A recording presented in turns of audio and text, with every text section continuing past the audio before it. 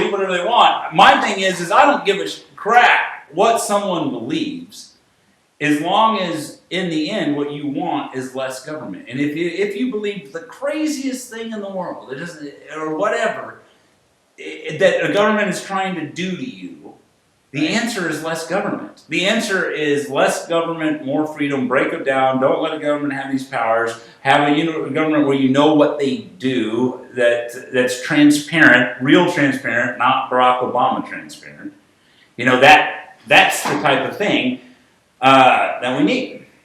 And my purpose of this was not any some kind of a libertarian purity test at all, because I don't believe in that nonsense either. It was really more of an internal helpful tool for us to use. We still want the tent. We want all of you in there, but we would just be able to easier identify. We would just wear like a different at conferences and stuff with a different dot color.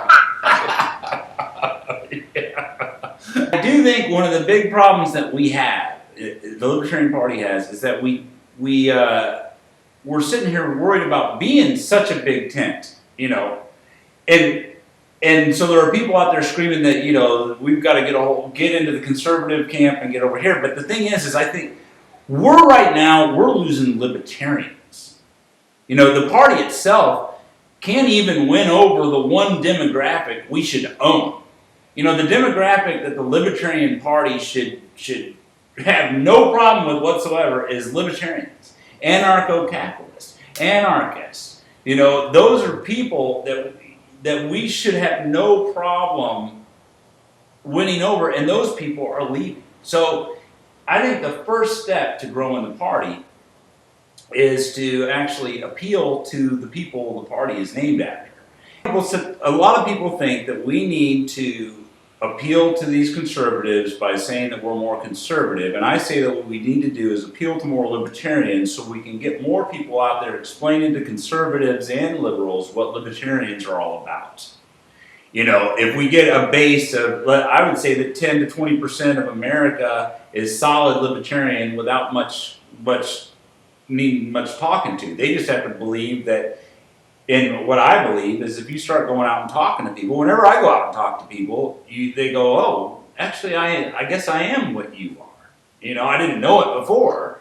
And if you can get a good base of 10 to 20% that believe solidly in what you say, and then those people are going out and spreading the message, then you have something that can't be stopped. But we're not doing that. We're fighting amongst ourselves because we can't stick to the principles of the party, and we really need to stick to the principles of the party and grow the party first by the one demographic we should attract, which is libertarians, and then have those people going out to spread the message. Right. I don't know, like a cult. Have you heard the good news?